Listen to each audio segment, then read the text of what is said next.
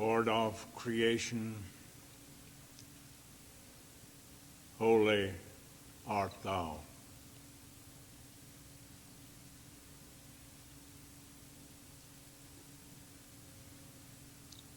This Sunday morning service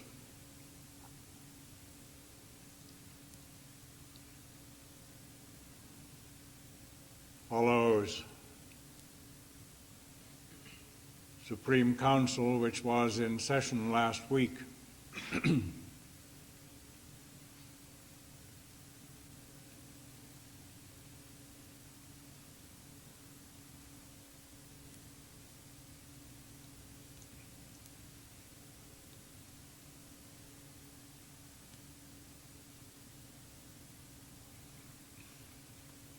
have been many concepts about the Supreme Council.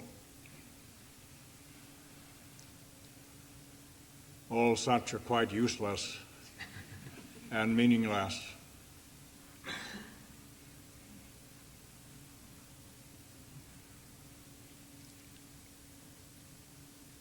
So why bother to have a concept?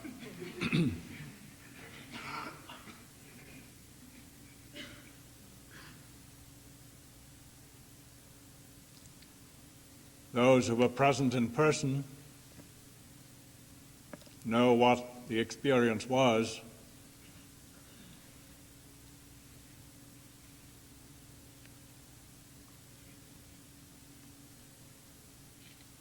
No one else does in that sense. So again, why speculate?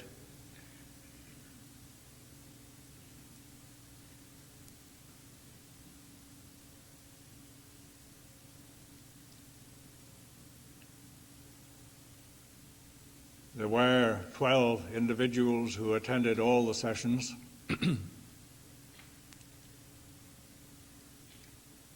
As well as several more who were present at some.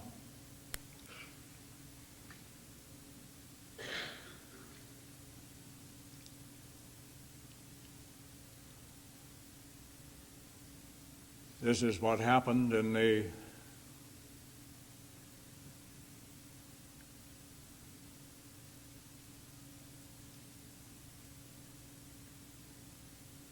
external sense.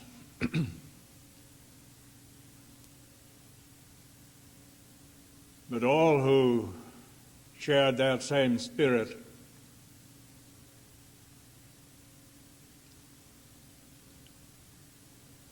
though they may not have been present in person, had the opportunity of being present in spirit.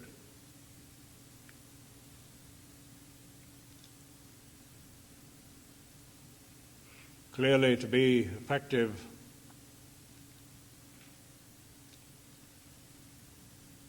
and to allow things to work the way they really do,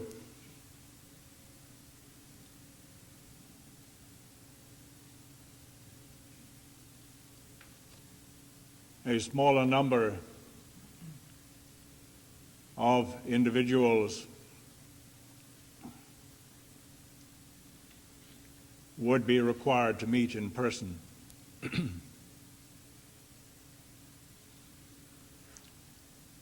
This does not make it an exclusive gathering, because all are welcome in spirit.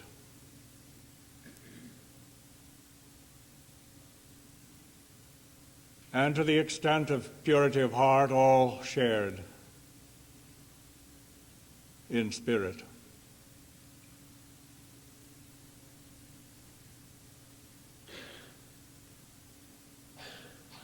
I think one of the concepts with respect to Supreme Council may have been that weighty decisions would be made affecting everyone else. That, of course, doesn't occur. There are really no decisions to be made.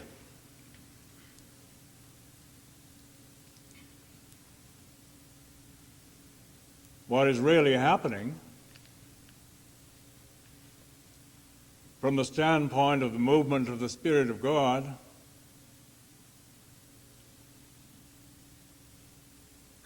may emerge somewhat out of the mists and be observed.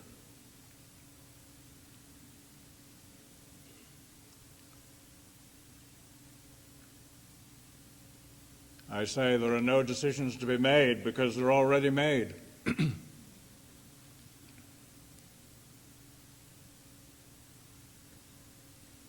Things are working the way they really work. Whether as human beings we have been aware of it or not. What is required of us is to become aware of it.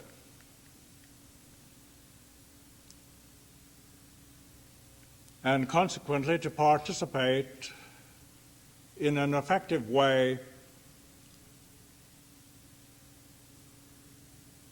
with what is consequently allowed to take form.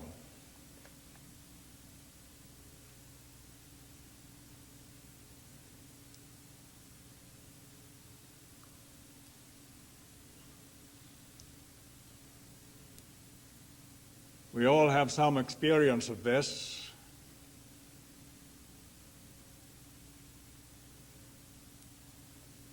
According to the extent of our own purity of heart.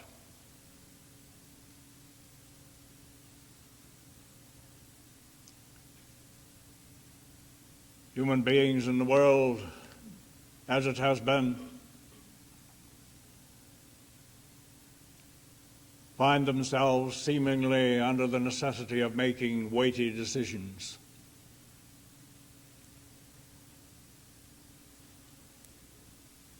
This is all included in the sweat of the face. But it isn't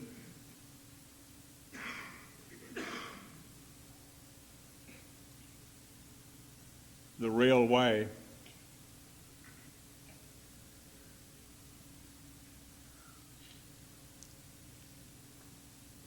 The Spirit moves.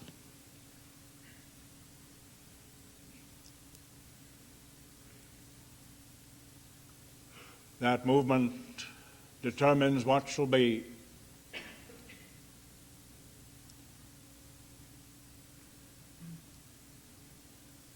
What shall be, of course, is modified by the way human beings behave and react.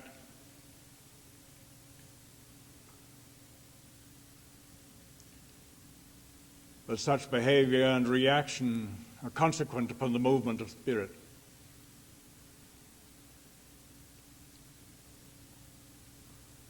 The viewpoint of spirit, of course, is not blind to the way human beings are likely to behave and react. So it's all taken into account. But it may be clearly seen that when human beings stop behaving and reacting in their usual human ways, the Spirit will have a clear shot. And what needs to occur naturally occurs. And all may participate in it easily and with delight. We ourselves presumably are in position to allow this to become known on earth in our own experience. There are others in other places, likewise, who are letting this occur, but the opportunity is open to everyone. What ease and naturalness and delight could be in the experience of all people on the face of the earth.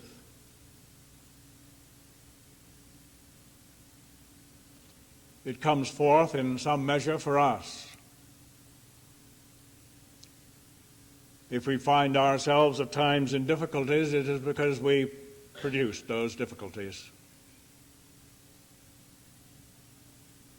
We're all well aware of this. Someone else wasn't responsible, just oneself.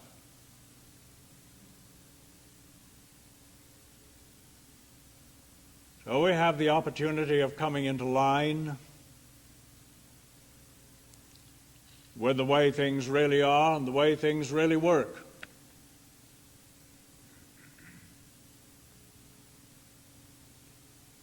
That is the way of easiness, of naturalness, and of delight.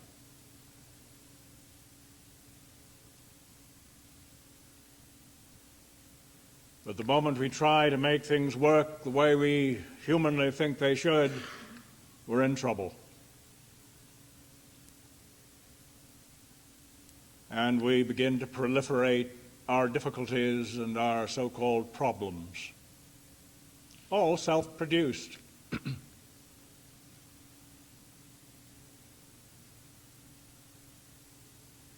What a great thing it is, finally, to take responsibility for the way things are in our own experience. Taking that responsibility while taking responsibility for the way things are in our worlds.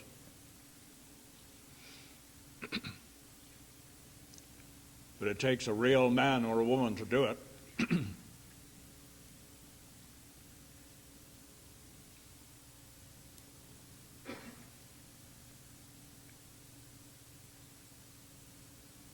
The Spirit is in motion. It always has been and always will be.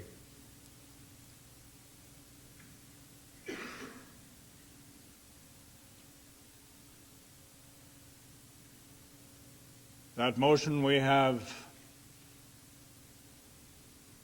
described in various terms. It is indeed the Word.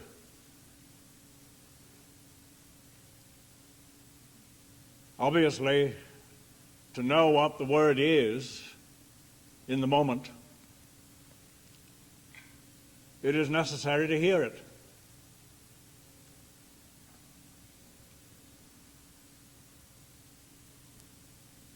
There has been such a cacophony of noise, humanly produced,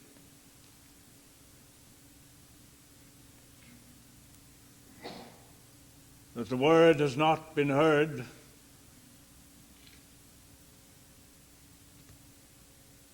at all by most human beings on the face of the earth.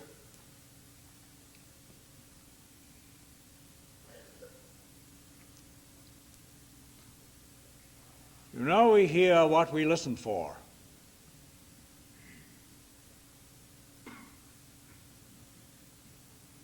To hear the Word, we must listen for the Word.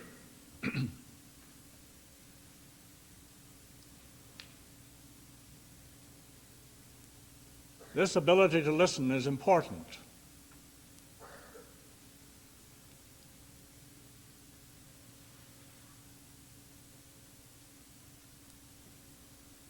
I recently had a letter from Hugh Malafry in which he emphasized this point. I would like to read a few sentences from his letter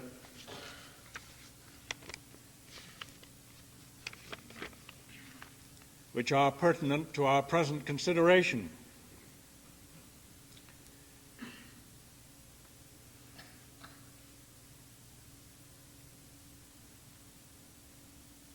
Quoting this sentence, "It is the heart that listens. The ears are agents only."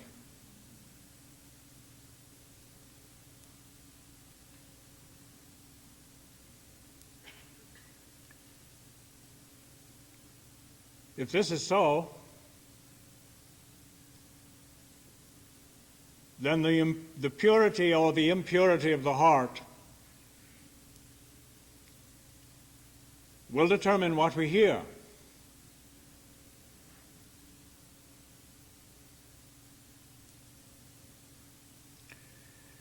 Then again, there is this short paragraph. "I wonder if we have ever really heard what there is to hear. Sometimes one hears complaints that we've heard it all so many times. I wonder if we've even heard it once. Really. Without imposing distortion upon what we've heard.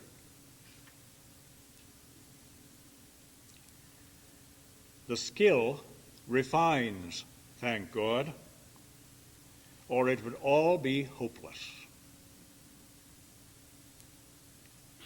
But is it not time to really take stock of this simple capacity upon which so much depends? The ability to purely listen.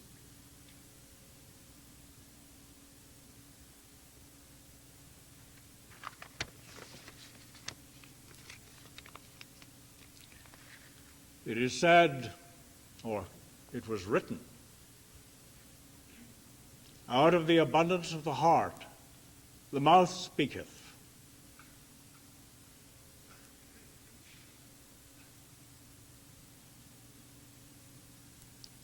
But according to what is present in the heart, the ear heareth.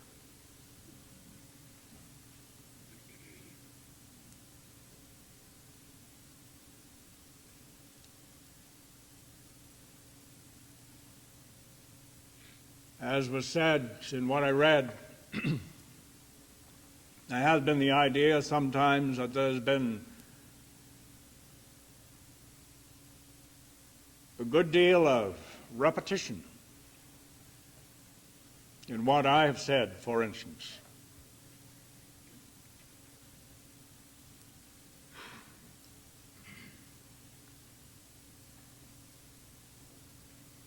If this is true, I wonder why. Was it because I couldn't have said anything else? Or was it because those who were present didn't hear what I was saying? Because they had never learned to listen. Obviously, in the world as we know it, scarcely anyone ever listens to anyone else.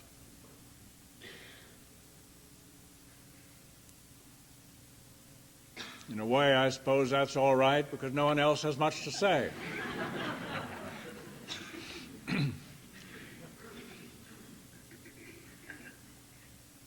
But usually it is a matter of putting up with what other people are saying, waiting for a chance to say what you have to say. So on that basis, no one ever listens to anyone else. Presumably over the years we've been learning to listen in some measure.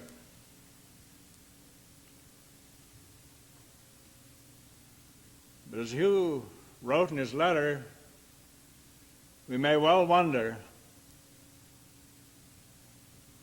if he really heard what has been provided even once.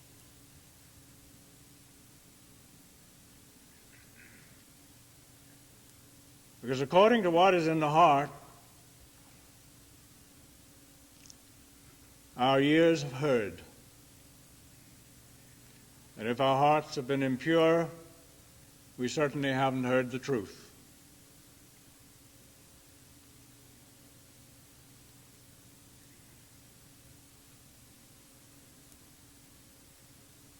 We impose upon the Word what is present in our own hearts.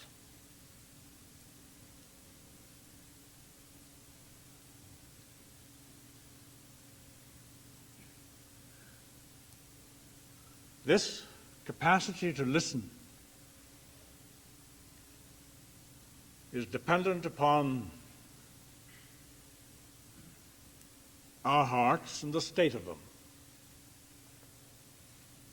If it is to be pure listening, we must have pure hearts. Yes, this capacity does refine if we are willing to let it. I'm sure that all of you have heard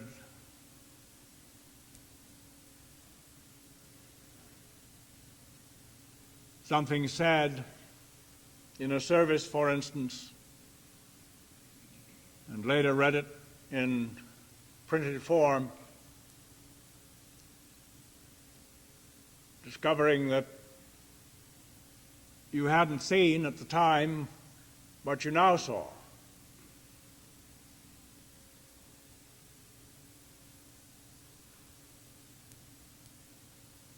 You may have heard at a service something which had been presented before, possibly in different terms.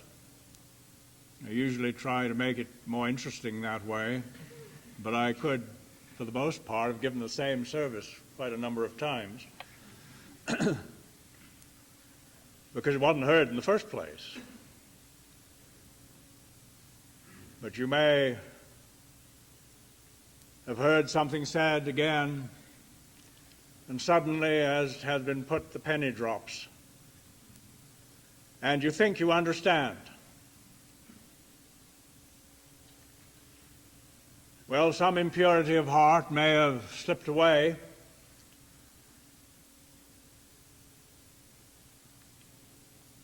but I doubt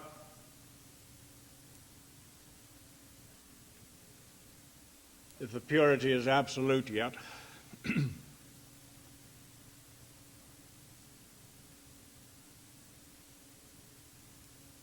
I've noted over the years people distorting what I've said in their own ways, being quite sincere about it, not trying to cause trouble, but trouble has been caused thereby.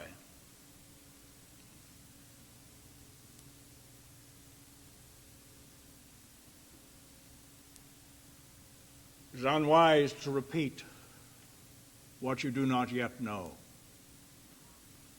We are here to know the truth, and it is wise to be rather silent until we are in position to express it.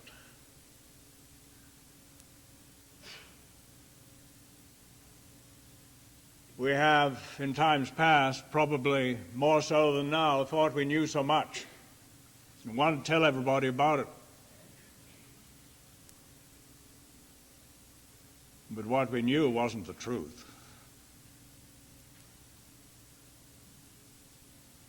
And if it wasn't the truth, what was it?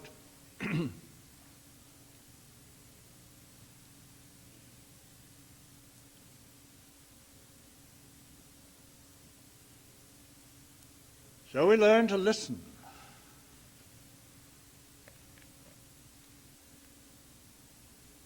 The listening is of a different kind.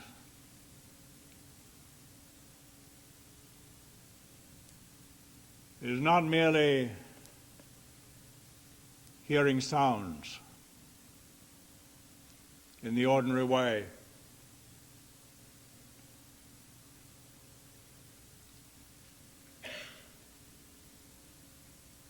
Listening to the Spirit.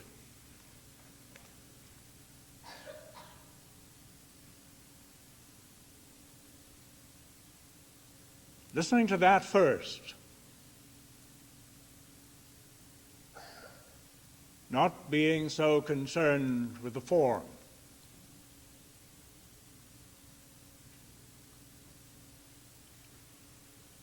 Very often those of rather simple understanding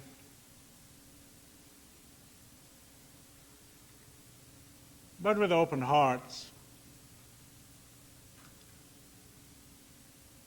hear the soundless sound of the Spirit with greater clarity than those with complicated intellects.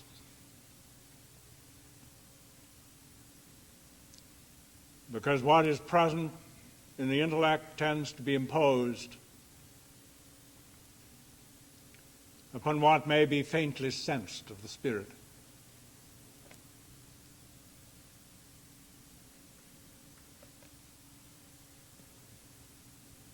That is describable as blasphemy. The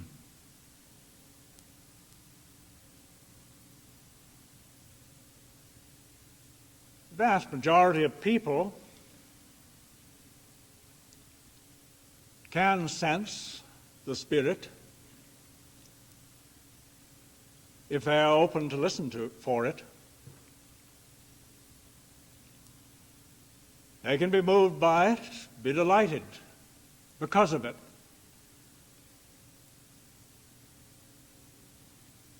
Without necessarily understanding or giving form to what it is that the Spirit may be conveying in the moment.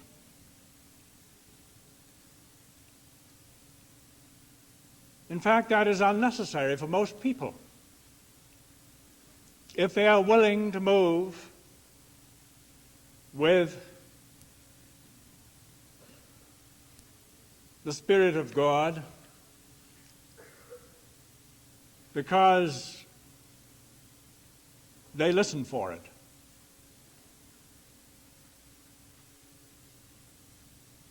Then there is the experience of life. Life is found to be a song and a dance.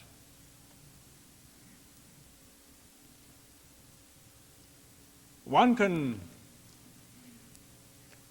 hum the music of a song without knowing the words of it.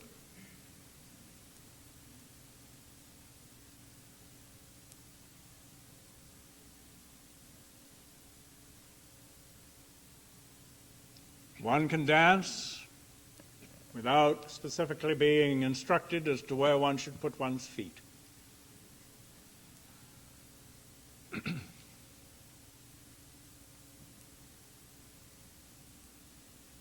As there is indeed a listening to spirit,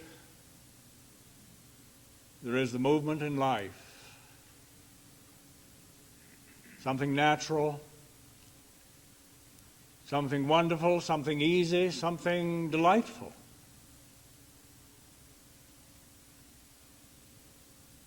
Something which is experienced and doesn't have to be explained.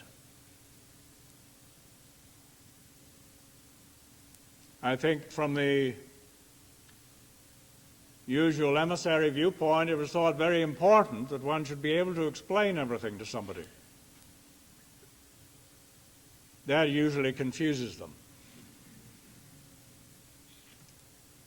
Rather, let them sense what the movement with life is, because one is oneself moving with it.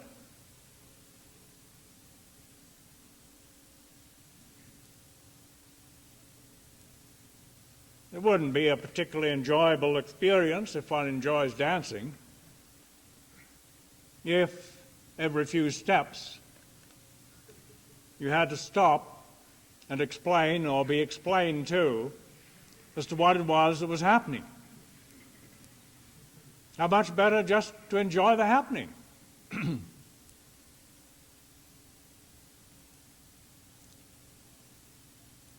And for the vast majority of people on the face of the earth, this is all that is necessary.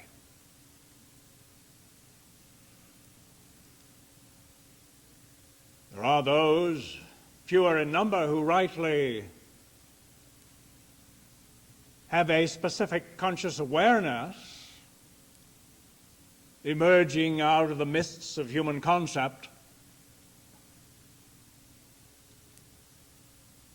so that they may give particular focus to the movement of life. The movement of life in form on earth.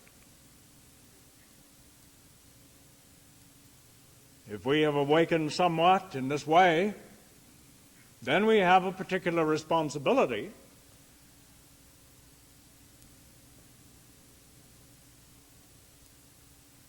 fundamentally for our own movement,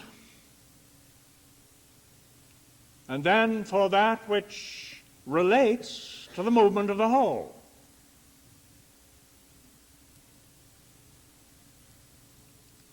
Life is very powerful. And once there is a conscious focus of life on earth, then it increasingly has opportunity to move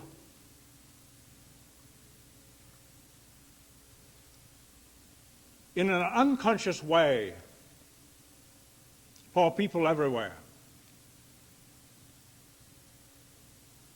It has heretofore obviously been distorted and twisted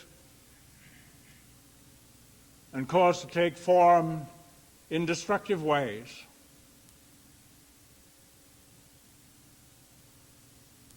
But finally, as there are those who appear on earth who are so aligned with the movement of life that the mists clear for them and they see what is happening, then direction is given to the movement of life as it is experienced through all who have at least somewhat open hearts. The closed heart will continue to make trouble for itself, and for those who have closed hearts. But now, life begins to move under intelligent control within the range of human experience, that all may share in the wonder of it.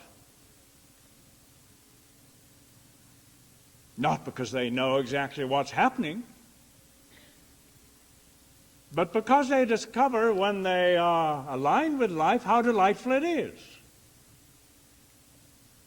They discover the steps of the dance.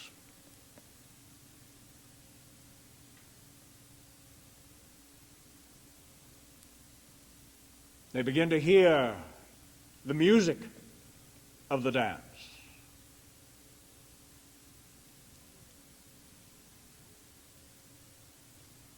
What a joyous and fulfilling experience.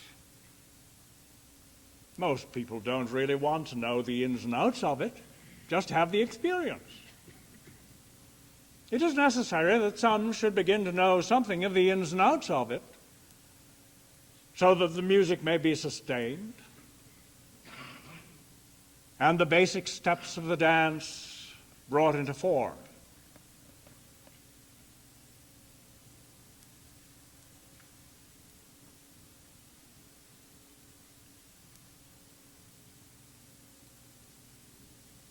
During this Supreme Council, there were those who were present at any given session who had some conscious awareness of what it was that was emerging out of the mist. They didn't put it in the mist. It was there already. All that was necessary was for the mists to be dissipated in some measure in their own consciousness, so they might be seen. Human beings have been so earnest and determined to push their own views of things, usually with the best of intentions,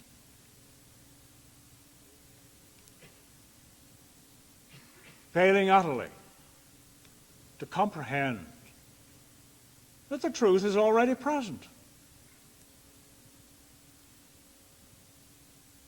That things are the way they are and are working the way they work.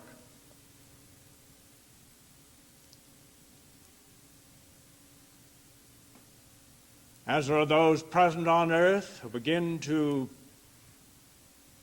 be in position to discern what it is that's coming out of the mists in this regard, then there may be alignment with the way things work and what it is that is actually happening, instead of trying to impose human determinations upon the truth, thereby bringing untold tribulation into the world. For this is exactly what has been being done for centuries, millennia. But now a clarification may come, and we have a responsibility to let it come. We may discover that some of our brightest schemes are of no value whatsoever. Is that going to be a shattering experience? Or is it going to be a delightful one? It is a delightful one if we discover what is really happening. Then we don't need our brightest schemes anymore. We can participate in the truth, know the truth.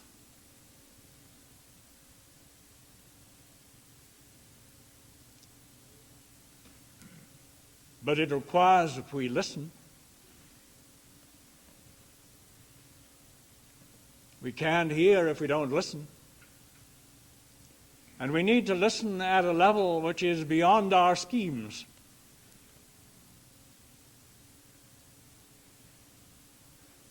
If we have axes to grind, all we will hear is grinding axes.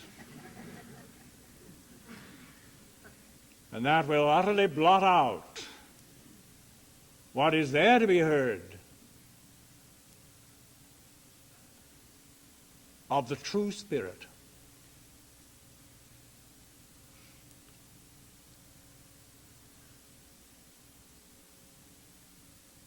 Listen for the sound of many waters.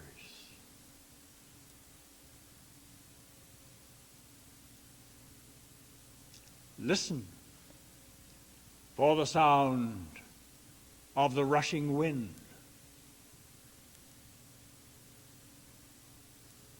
Listen for the sound of the silent earth.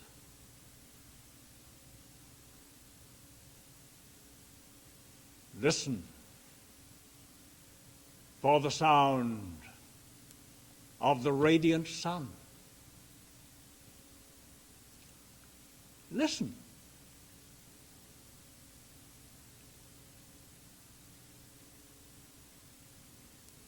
Let your ear be tuned to this sound because your heart is.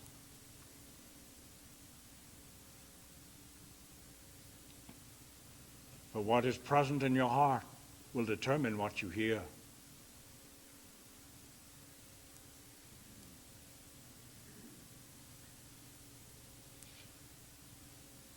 Listen for the sounds of the Spirit.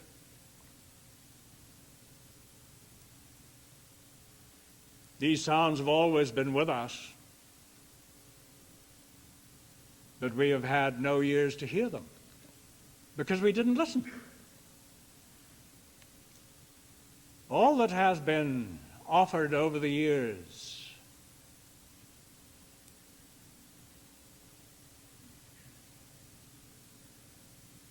through these services, for instance, is the opportunity to learn to listen to the sound of the Spirit. Then there's no need for interpretation, which is invariably misinterpretation.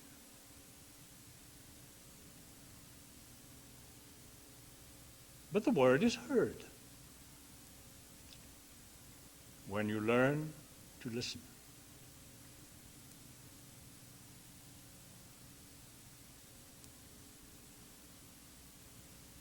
It is here present with us in this moment. It is in motion in this moment.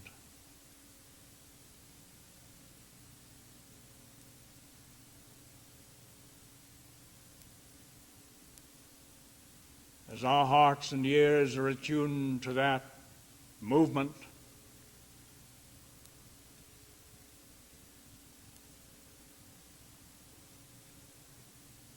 then the rich substance of spirit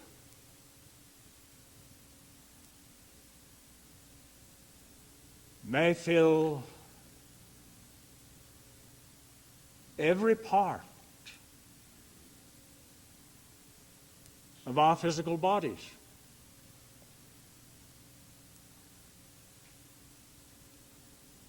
It may flow forth through every part. Perhaps particularly through our arms, our hands, our fingers. But it floods through the flesh of our bodies.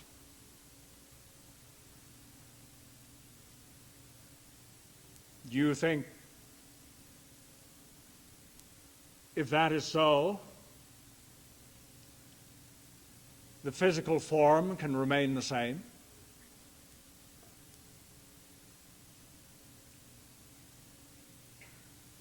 Would this not bring the reality of healing?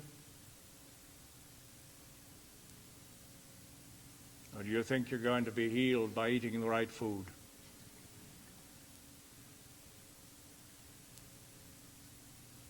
Or by taking the right exercise?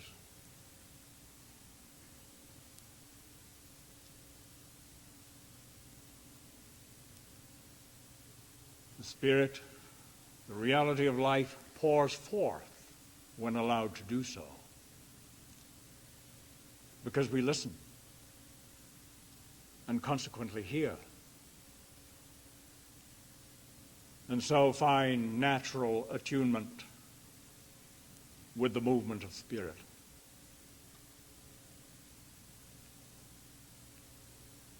Then the substance of spirit may fill our physical forms, our minds and our hearts, and pouring forth fill the environment.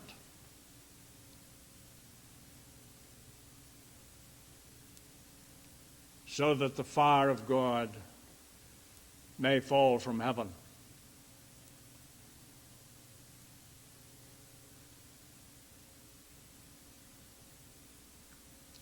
This is a transforming fire.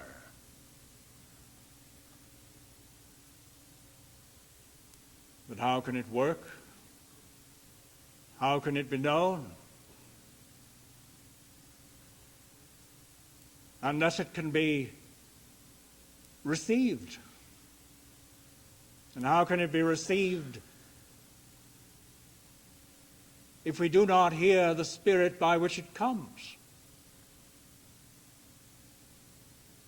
And how can we hear that Spirit without listening?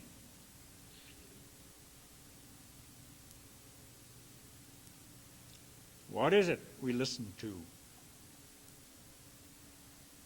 I've sometimes heard people complain that they find people round about coming and pouring their troubles out to them. Why do you think that must be? Because you are accustomed to listening to troubles. If you're accustomed to listening to troubles, you're not accustomed to listening to the Spirit.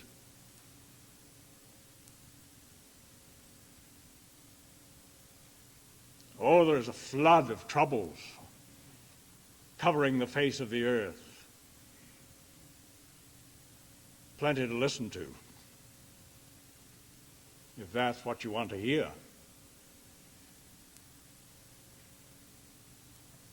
Some sincerely listen to that stuff, imagining that if they hear it, then they'll be able to do something about it. What ridiculous nonsense.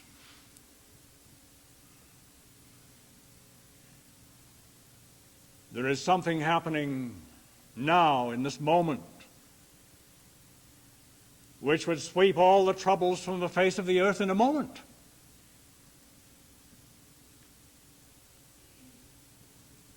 If there were those present who would let it happen.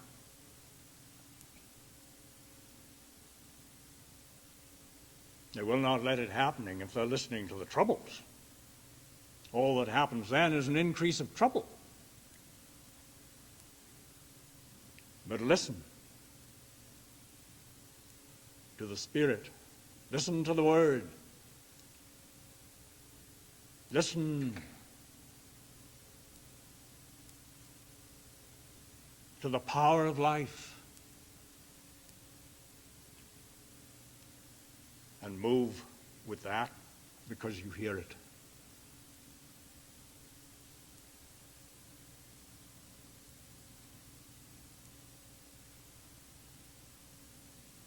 When you do,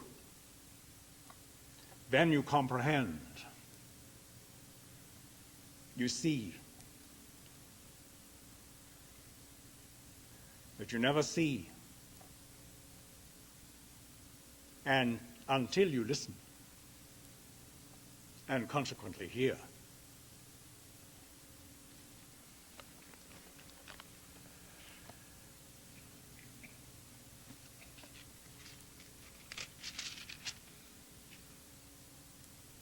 Here are the words of Job.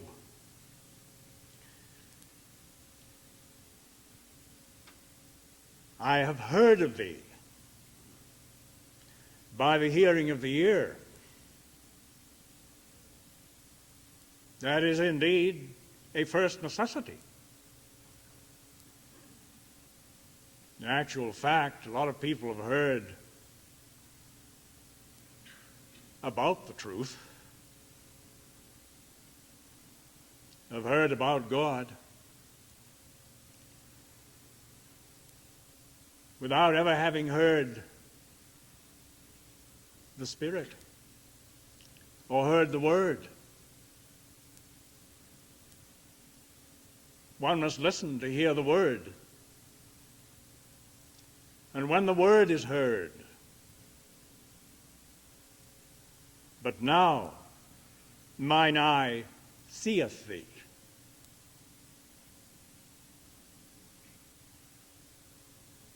Now there is the experience of oneness.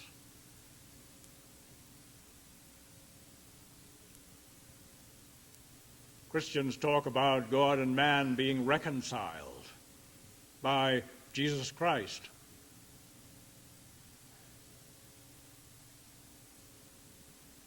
Well, that's a nice thought. But the attitude that has been taken, in fact, says in effect that Jesus Christ didn't get the job done. We're still waiting for it to be finished. He's busy up there, over there, somewhere, pleading with God, presumably, so that God may change his mind about man. How utterly foolish. How about man changing his mind about God? No, Jesus Christ did his job. The failure has been utterly on the part of man, and very particularly on the part of those who call themselves Christians, because in fact they could have known better if they would.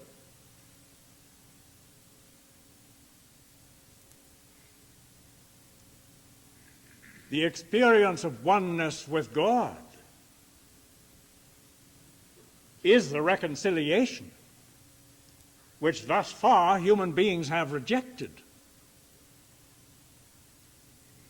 It's been available for anyone and everyone.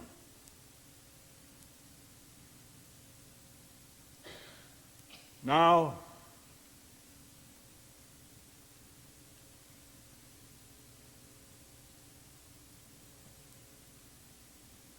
there begin to be those on the face of the earth who stop fooling themselves because they begin to know the truth, but only to the extent that they have learned to listen, to hear what is actually happening, what is really on the move. When that is heard with the hearing of the ears, it has been put, then immediately this begins to be seen, understood, comprehended, because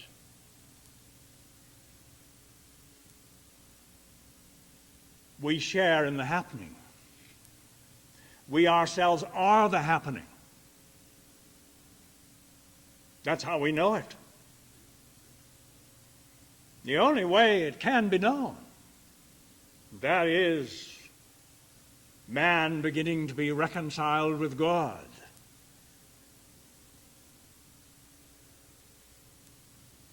But the experience itself is that of oneness, no separation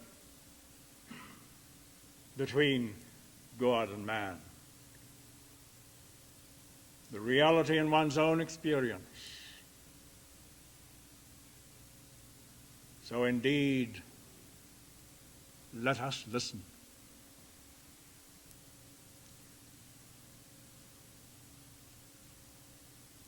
Listen to the Spirit that has always been available to be heard when we turn our hearts away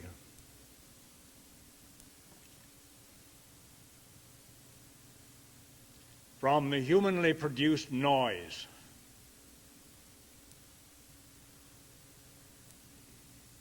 of the world. And we hear. Then we begin to understand. Then we begin to know the truth. And the truth makes free.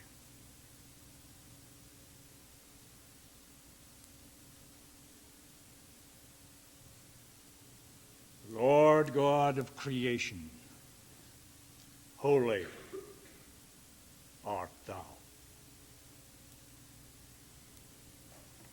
What a privilege it was to not only just listen to you this morning, but to move as we have moved vigorously with you.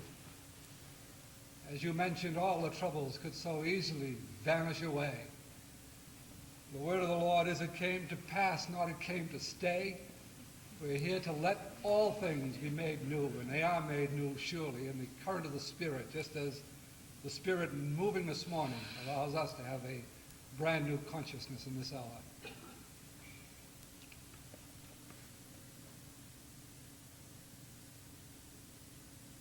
The consciousness of the glory, wonder, beauty of life. Known because there is a willingness to listen and to live.